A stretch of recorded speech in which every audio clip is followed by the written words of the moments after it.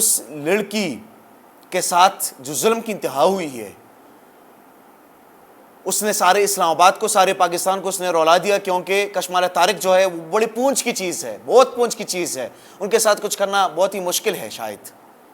پہلے M N اے بھی رہ چکی ہے، قاب لیگ میں تھی، اس کے بعد نون لیگ کے بڑے بڑے لوگوں سے ان کے اچھے اچھے تعلقات تھے،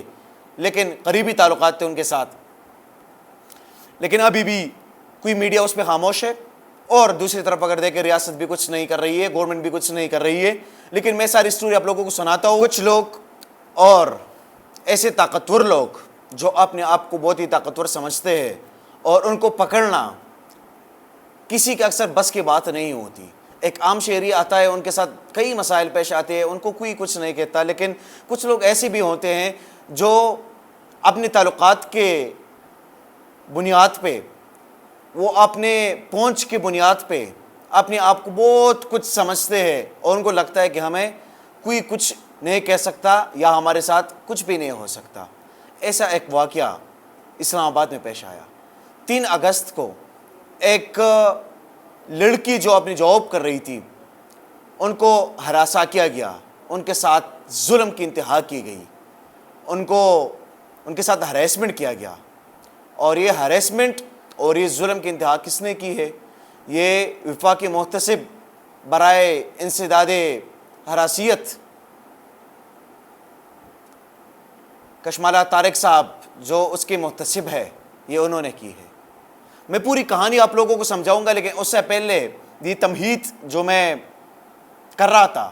اس کی وجہ بھی یہی تھی کہ وہ اپنے آپ کو کچھ سمجھتی ہے، اور شاید وہ ٹھیک سمجھتی ہے اپنے آپ کو، کیونکہ آج تک یہ کیوں وہاں پر بیٹھی ہے، آج تک کسی ادارے نے اس پر کوئی ایکشن نہیں لیا، آج تک ان کو اپنی سیٹ سے ڈی سیٹ کیوں نہیں کیا گیا؟ کیونکہ سارے شواہد موجود ہے، لیکن اس کے ساتھ ساتھ میڈیا بھی اس پہ خاموش ہے، میڈیا بھی کچھ نہیں بول رہا۔ حالانکہ میڈیا کو اس پہ بات کرنی چاہیے، میڈیا پہ رپورٹ کرنی چاہیے تھی، کیونکہ 3 اگست کو جب یہ واقعہ ہو رہا تھا تو مجھے بھی ایک واٹس ایپ ہمارا گروپ ہے،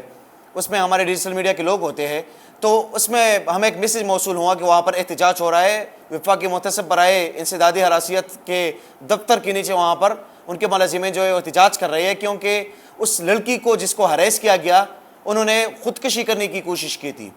تو اس کی وجہ سے وہاں پر کشمالہ طارق کے خلاف احتجاج ہو رہا تھا، اور اس احتجاج میں شرکت کرنے کے لیے مجھے بھی کہا گیا، لیکن اس وجہ سے مجھے کوئی مصروفیت کی وجہ سے میں نہیں گیا وہاں پر۔ لیکن آج کیونکہ یہ جو لڑکی ہے جن کو ہراساں کیا گیا ہے، ان کے ایک رشتہ دار ہیں، انہوں نے میرے ساتھ رابطہ کیا، انہوں نے مجھے کہا کہ زیاد بھائی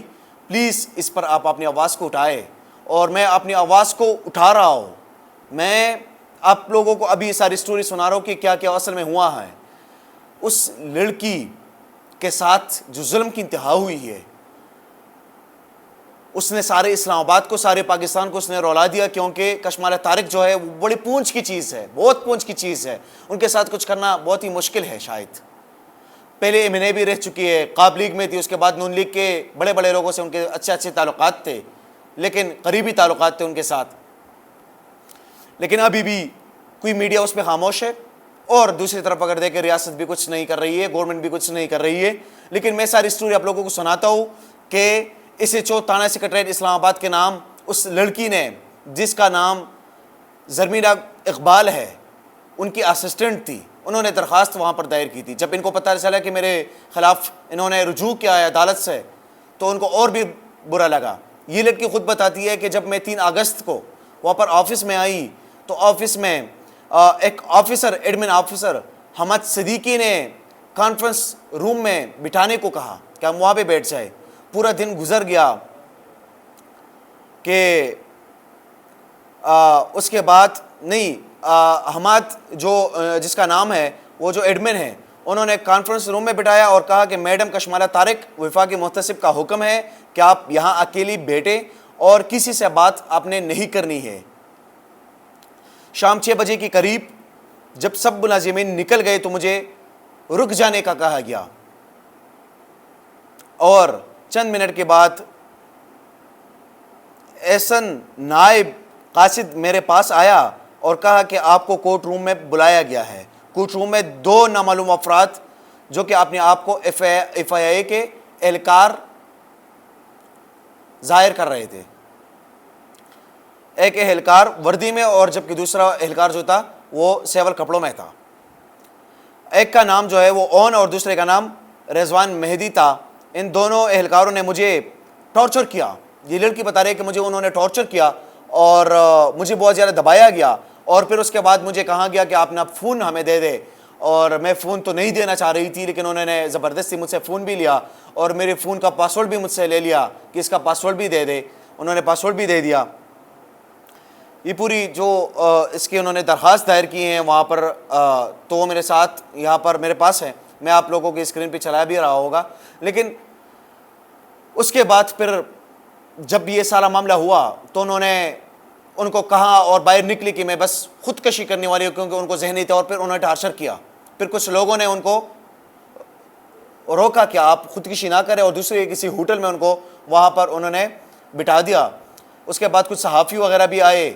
اور انہوں نے بھی پوچھ تاچھ کرنا شروع کیا, اور جس طرح انہوں نے درخواست میں سارا کچھ لکھا ہے یہی کچھ انہوں نے صحافیوں کی بھی بولا کہ انہوں نے پوری ادارے کو, کشمالیہ طارق نے پوری ادارے کو یرغمال بنایا ہوا ہے اور پتہ نہیں اپنے آپ کو کیا سمجھتی ہے. اور میں نے یہ صرف ان کو کہا تھا کہ میں سینئر ہوں اور 8 سال مجھے یہاں پر ہو گئے ہے, مجھے پروموٹ کیا جائے کیونکہ پروموشن میری لیگل ہے. اور آئی تھنک کہ 13-14 اسکیل میں ہی ہے وہ لڑکی, زرمین اقبال جن کا نام ہے. تو انہوں نے تو ایک لیگل ان کو بات کی تھی, لیکن ان کے اب جانے کا وقت آ گیا تھا کشمالیہ طارق کا,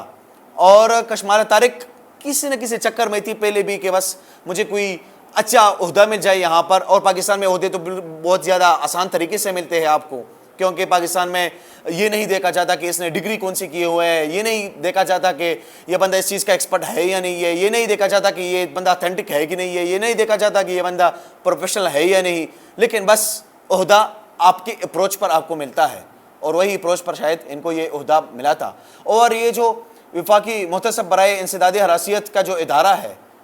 اس کا جو ہیڈ ہوتا ہے, جو محتسب ہوتا ہے اس کا, وہ تو ایک قسم کا جج ہوتا ہے,